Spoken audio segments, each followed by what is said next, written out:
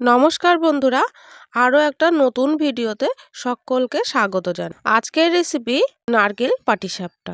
কোনো রকম ভেঙে যাওয়া বা লেগে যাওয়ার সমস্যা ছাড়াই বানিয়ে দেখাবো এই পিঠেটি। এই পিঠেটি আমি যেইভাবে বানাবো, এটা যে পিঠে বানাতে নাও পারে সেও কিন্তু এই পিঠেটি বানিয়ে ফেলবে, যদি আমার এই নিয়মটা ফলো করে। তাহলে চলুন পিঠেটি বানিয়ে ফেলা যাক। প্রথমেই আমি একটা নারকেল এই যে ভেঙে নিয়ে এখানে নারকেলটা আমি কুড়িয়ে নেব। এখানে নারকেলটা কিন্তু আমি কোড়ানির সাহায্যে কোড়াইনি, আমি একটা ইউনিক পদ্ধতিতে নারকেলটা কুড়িয়ে নিয়েছি। আপনারা চাইলে কিন্তু আমার চ্যানেলে ভিডিওটা আপলোড করা হয়েছে, চাইলে আপনারা দেখে নিতে পারেন। নারকেলটা আমার কোড়ানো রেডি হয়ে গেছে। এখন আমি একটা গ্যাসের উপরে কড়াই গরম করতে বসিয়ে দিয়েছি। তাতে অল্প পরিমাণে একটু জল দিয়ে জলের মধ্যে আমি 50 গ্রামের মতো চিনি দিয়ে দেব। এখানে আপনারা আপনাদের পছন্দ মতো মিষ্টি ব্যবহার করতে পারেন। চিনিটা গলে যাওয়া পর্যন্ত আমি নাড়তে থাকবো। আমি এখানে চিনি আর খেজুরের পাটালি দুটো ব্যবহার করেছি, আপনারা চাইলে কিন্তু শুধু খেজুরের পাটালি দিয়েও এটা বানাতে পারেন। এখন চিনিটা পুরোপুরি গলে গেছে, এই পর্যায়ে আমি দিয়ে দেব 200 গ্রামের মতো খেজুরের পাটালি বা গুড় যেটা আপনারা বলেন। যাই হোক, আমি এটা ভেঙে নিয়েছি, পাটালিটা নিয়ে আমি এখানে 200 গ্রামের মতো গলিয়ে নিচ্ছি। এখন পুরোপুরি গুড়টা গলে গেছে, এখন দিয়ে দিচ্ছি কোড়ানো নারকেল। পুরোটাই আমি এখানে দিলাম। আমার এখানে দুটো নারকেল আছে, দুটো নারকেল কোড়া রয়েছে, সেই জন্য আমি মিষ্টির পরিমাণটা এমন দিলাম, আপনারা কম বেশি চাইলে দিতে পারেন।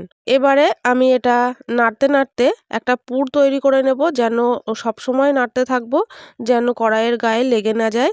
আর এখানে গ্যাসের ফ্লেমটা মিডিয়াম টু লোতেই থাকবে। এখানে একটু দিয়ে দিলাম এলাচের বীজ, সেটা আমি গুঁড়ো করে নিয়েছিলাম, সেটা একটু দিয়ে দিলাম 1 চিমটি মতো। সুন্দর একটা স্মেলের জন্য আপনারা চাইলে নাও দিতে পারেন। নাড়তে নাড়তে একদম এরকম শুকনো মতো হয়ে গেছে।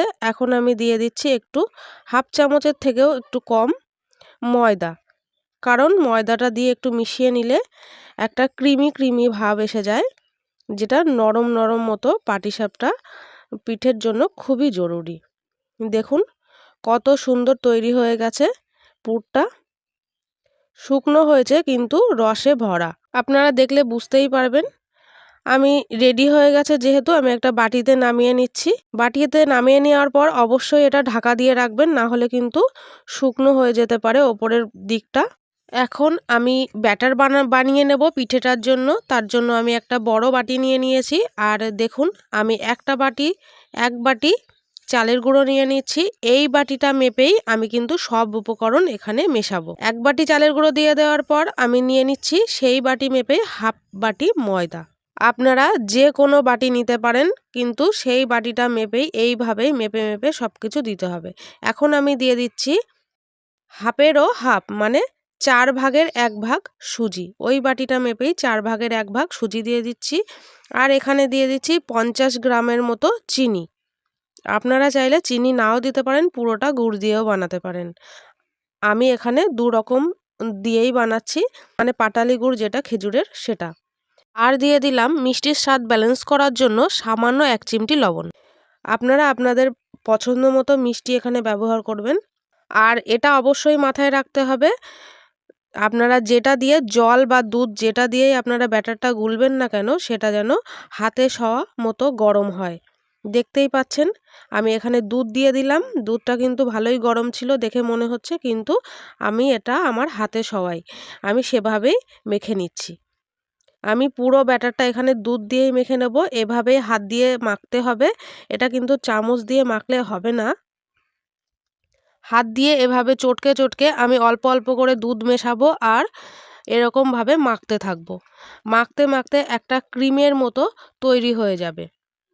দেখুন এখানে আপনারা দেখলে বুঝতেই পারছেন, এখানে আমি মাখতে মাখতে ব্যাটারটা পুরো ক্রিমের মতো তৈরি হয়ে গেছে।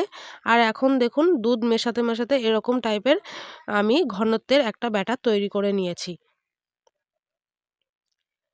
এরকম পাতলাও না আর একেবারে ঘনও না, এরকম টাইপের আমি একটা ব্যাটার তৈরি করে নিয়েছি।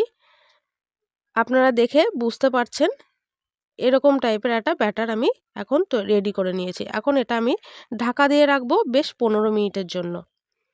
15 মিনিট পর চলে এসেছি, গ্যাসের ওপরে একটা আমি তাওয়া গরম করে নিয়েছি। তাওয়ার ওপরে একটু ঘি মাখিয়ে নিচ্ছি। আপনারা চাইলে কিন্তু সাদা তেলও এখানে মাখিয়ে নিতে পারেন। আমি এখানে বেশ কিছুটা ব্যাটার দিয়ে দিলাম তাওয়ার ওপরে, যেখানটা তেল ব্রাশ করেছিলাম সেইখানটা দিয়ে একটু হাতা দিয়ে এরকম করে একটু হালকা করে স্প্রেড করে দিচ্ছি। দেওয়ার পরে মিনিট খানেক ওয়েট করব। ওয়েট করার পর দেখুন আমি ওয়েট করছি, এমন সময় দেখুন পুরো ব্যাটার যেটা দিয়েছিলাম একদম জালিদার হয়ে গেল।